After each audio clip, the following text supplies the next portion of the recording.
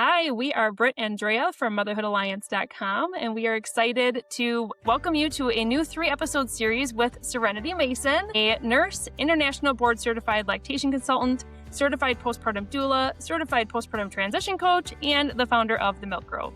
With over 10 years of experience of supporting high-risk pregnancies, caring for premature and medically complex infants in the NICU, and providing lactation support, Serenity's mission is to create a softer and more supported landing for new families. At The Milk Grove, she offers perinatal education classes that span from conception to postpartum, breastfeeding basics, in-home postpartum and lactation support, respite care, a NICU transition program, and even herbal tea blends and topical products. Outside of supporting families, Serenity enjoys sunshine walks, gardening, herbalism, curling up with a good book, and spending time outside, all with her husband, 2 kids, dogs, and chickens. I'm excited for you to dive into this in our episode, Serenity.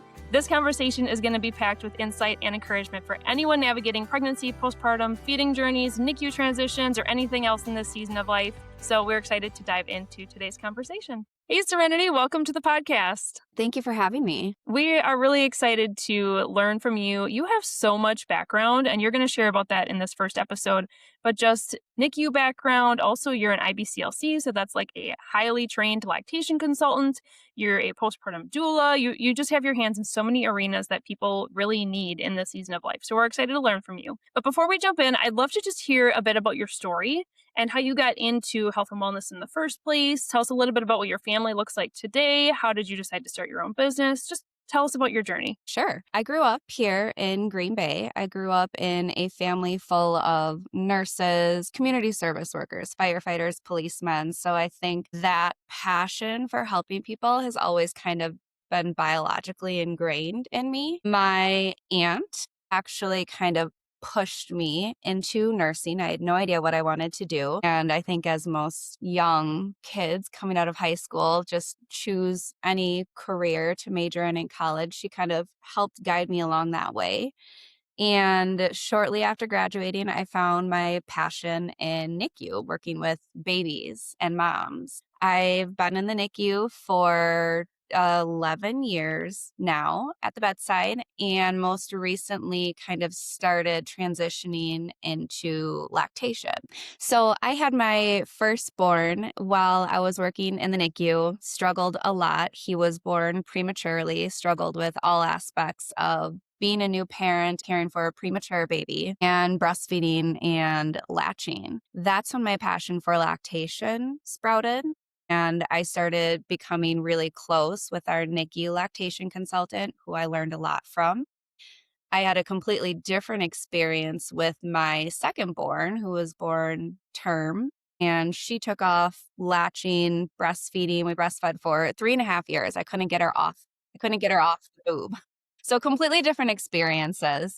Now, I work PRN at the bedside in NICU. I primarily focus on lactation. I have a passion for supporting moms and families because I understand how difficult it is to have a NICU baby, how difficult it is as first-time parents and also multips or moms of multiple babies, just transitioning with bringing this newborn into the family role. I also struggled a lot with some postpartum illnesses or postpartum depression with my firstborn, which also brought on my passion for postpartum support and being an advocate for our moms. For sure. So I started the Milk Grove this last summer. The idea kind of came to me as I finished my certified postpartum doula course, and I just started rolling with it. I ended up getting my certification in postpartum transition coaching as well. And I really want to focus on supporting the whole family with this new journey, bringing in a new family member. That's amazing. That is so much experience, like I said. And so in this episode, we are going to be focusing primarily on those NICU babies. In our second episode, just so listeners know, we are going to be talking more about her expertise in the IBCLC world, so the breastfeeding world. And then in that third episode, we're going to be spending a little bit more time in your expertise and really just looking at how the family support system can be better, how our society works now versus it did then, and like just understanding how to really tune into your your gut instincts as a parent as well. And so we're going to be covering all of her arenas throughout these episodes. But with this one, let's talk about your NICU experience. So, first of all, when you became a nurse, how did you get into NICU? Were you initially drawn into that, or is that kind of like where you got a job to start with and then you fell in love with it? No, I was never drawn to pediatrics. Before I transitioned to the NICU, I strictly did adults. It was one of those aha moments. I think that came to me one day. I was sitting at work and perusing job postings. I saw the NICU and I thought, oh my goodness, that sounds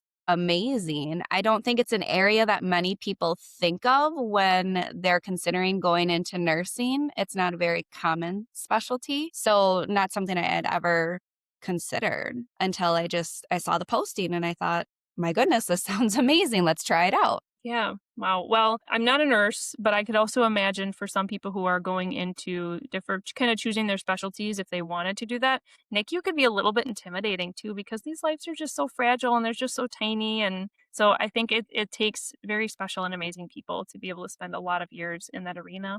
Well, okay, let's dive into talking about how parents can feel more supported when they bring a NICU baby home. But before that happens, let's hear from you on what are some common reasons that a baby would need to spend time in the NICU in the first place? That's a good topic.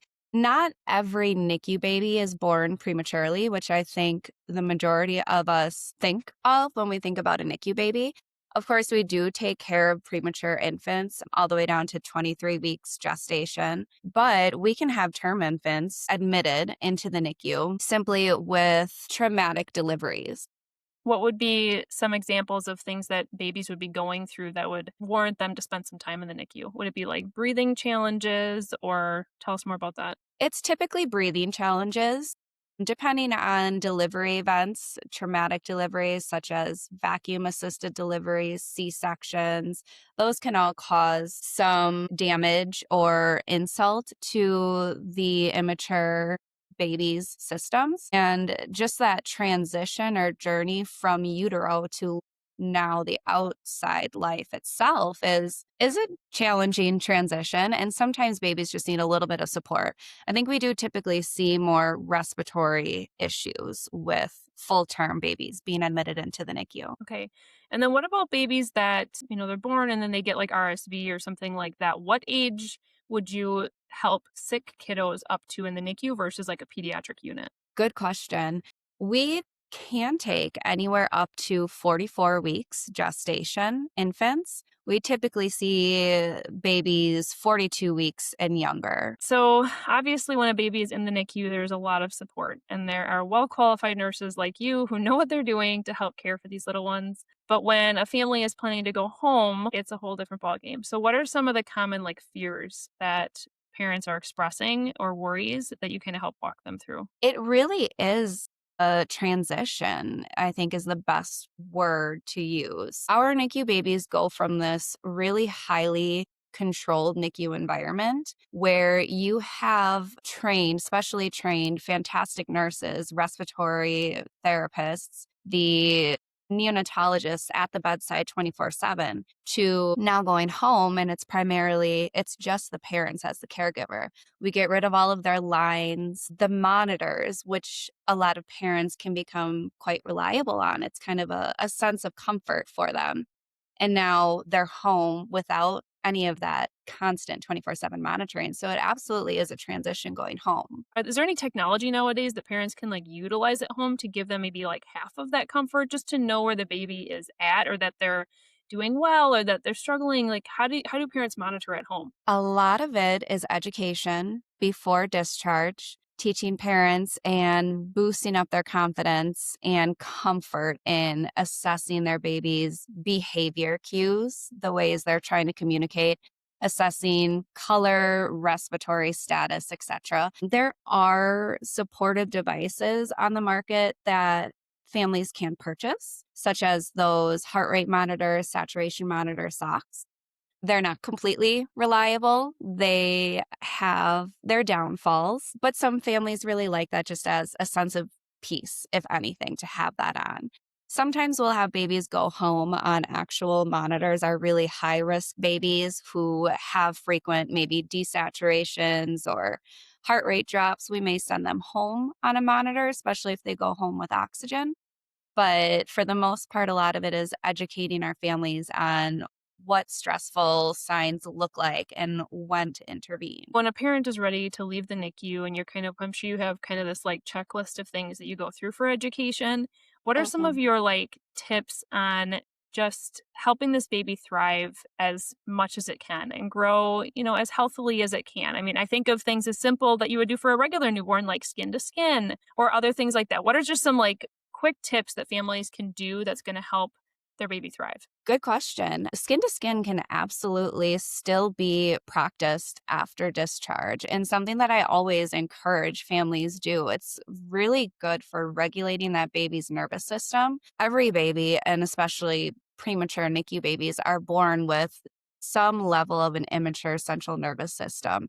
That skin to skin containment and just firm pressure, being on mom, smelling her, hearing her, with that flexed position kind of reminds them of being in the utero where they were constantly soothed 24/7. Now going home, they are not necessarily going home, but once they're born, they don't have that constant pressure and containment, and that's quite alarming for them. So I always encourage frequent skin to skin when at home, keeping the home environment, especially during that transition from NICU to now this new environment, because babies do recognize that new environment. We may not think that they do, but they get used to whatever environment they're in, whether it be NICU environment or the postpartum floor environment. They do recognize that transition now from one environment to the next, and that can be overstimulating. So I always encourage lots of low stimulating activities and bringing them home in a low stimulating environment. Dim lights, quiet, soothing sounds, lots of that containment to help them feel safe and protected. The immediate first thought as you're saying that is, what if there's toddlers? Exactly what I was gonna Older ask. siblings? Well, the good news is there are also lots of alarming or unpredictable noises and hand touching in the NICU as well. So they do kind of get some familiarity with that. But yes, a lot of times these babies are going home to older siblings and they may be really excited to see them. They may ignore them, but still be off doing their own thing, causing lots of racket and loud noises.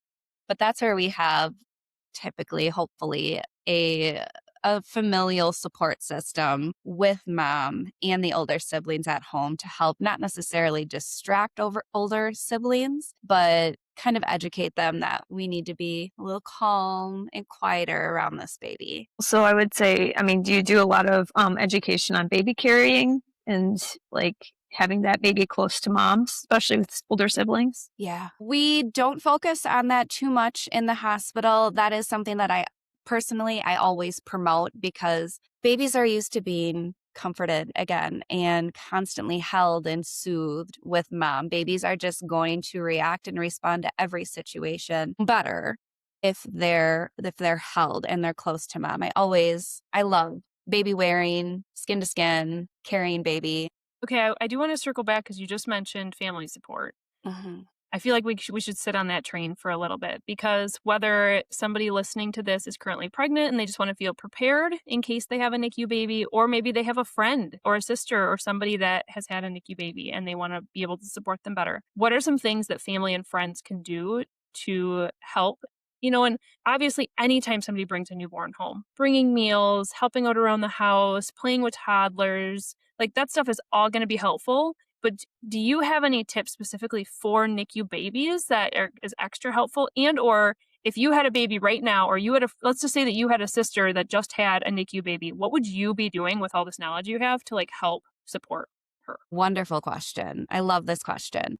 It primarily comes down to supporting the mom who is going to be the best caregiver for baby in this situation. So I think a lot of times when there are new babies being brought into the world, everybody's excited. They want to come over. They want to know how they can help. And from my perspective and my experience, what I see is people always want to help hold the baby, feed the baby, change the baby, when I think we need to be focusing more on how can we help the family as a whole, especially with these NICU babies who need a higher level of attention and care. So my recommendation is taking older siblings out, getting them out of the home for mom and dad, because they probably feel guilty that they've spent so much time in the NICU already with this new baby, and they typically feel like they've neglected their other children.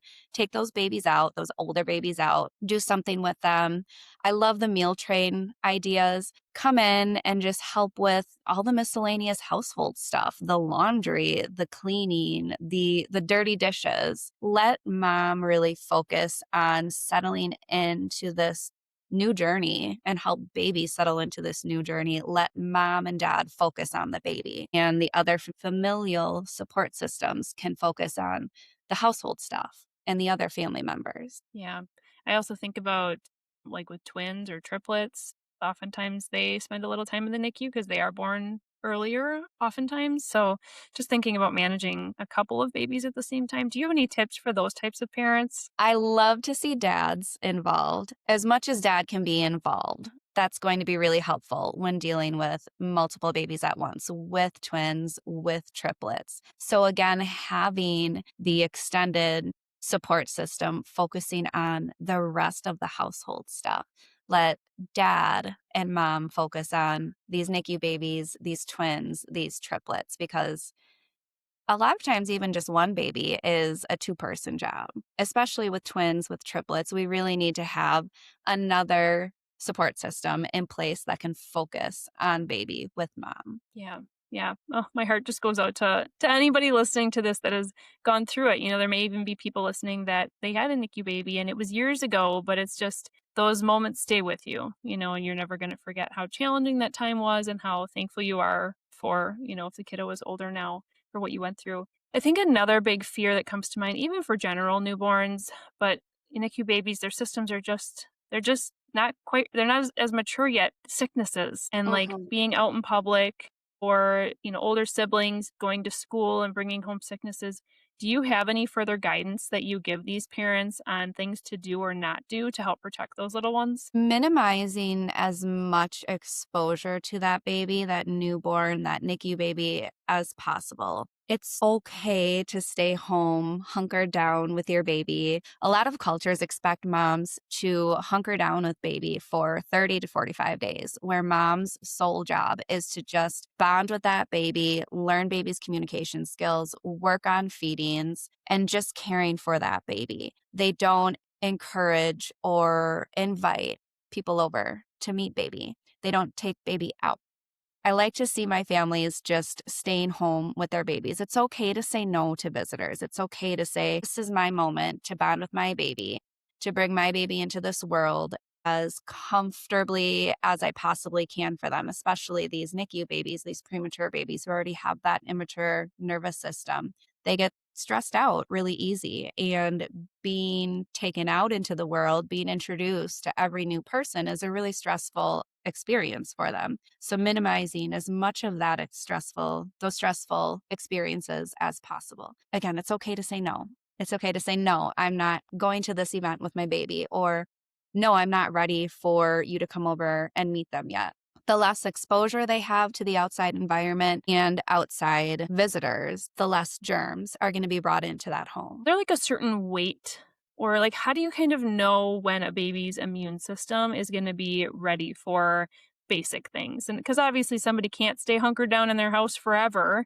Is there kind of like a goal weight, or I don't know, some other way to measure to be like, okay, I feel a little bit more confident in my baby being able to be exposed to things? There's not a goal weight or chronological or adjusted age per se. I think a lot of it just boils down to the season that we're in, the family individually, how active out in the community they are or how social they are. Learning your baby's stress cues, their behavior communication skills, and then using your best judgment as to when you feel it would be appropriate to start taking your baby out or inviting people over to visit them. Yeah. All right. Well, to finish out this episode, I do want you to talk about your NICU graduate program. But before we hit on that, do you have any last final words of wisdom or words of advice for these, encouragement even, for these families? NICU can be scary. It's a scary word. It's definitely a traumatic experience, whether it's expected or unexpected. But I like to remind my families, I want my families to know the NICU is not a life sentence, whether you're born at 22, 23 weeks gestation or a 42-week gestation baby admitted for respiratory support. It's not a life sentence, but it does absolutely change how we support and protect that baby's brain and their immune system and the family overall. My NICU graduate program is one of my favorites. Of course, having such a passion for NICU babies, having a premature baby myself, I completely understand and acknowledge the stress that comes from having a NICU baby. Like we said before, our families get used to having the constant support, the constant monitoring of their baby.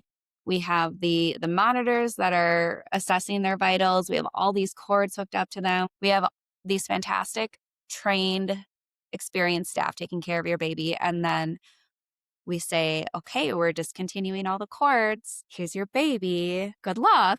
It's a very bittersweet moment, especially for our families who have been in the NICU for maybe months. They get used to that environment. They become comfortable with it. Now there's this whole new journey, this whole new transition they have to become accustomed to. My NICU graduate program helps with that transition from the NICU admission to now the home life, where we're eliminating all of that constant surveillance. I focus a lot on learning and reading your baby's communication skills so that parents can feel confident in recognizing what their baby is trying to tell them before they start crying. Helping understand communication skills, helping just ease that transition from discharge day to the day home, and focusing on, again, baby's communication skills, just answering questions, resources, because a lot of our NICU babies will have follow-up stays, maybe speech and occupational therapy follow-ups. So understanding what your journey looks like now, what the next couple months to couple years are going to look like, and answering whatever questions may come up. That is so amazing that you offer that. I think that there's probably so many people listening to this that are like, I wish I had that. If they've had a NICU baby, I wish I had a professional in my back pocket that I could basically bring home with me and walk me through this so that I didn't have to live in these fears by myself. Because I'm sure, parenting is a lonely journey in of itself, but like bringing home a baby that's little, that probably feels extra lonely and extra scary. So thank you for offering that. All right, we do have 2 more episodes coming up with Serenity. Our next one is going to be about breastfeeding. So if you guys know anyone who is pregnant right now, looking to conceive, currently breastfeeding, the next one is going to be for them. If you enjoyed this episode, would you consider leaving a rating or review or sharing it directly with a friend who could benefit from the information? We know that you're a busy mom or caregiver, and our goal is to make your life easier by bringing tips and tricks directly from experts into your earbuds. By sharing this episode with someone you love, you can play a critical role in helping to make their life easier as well. We appreciate your time, and thank you for being a part of the Motherhood Alliance family.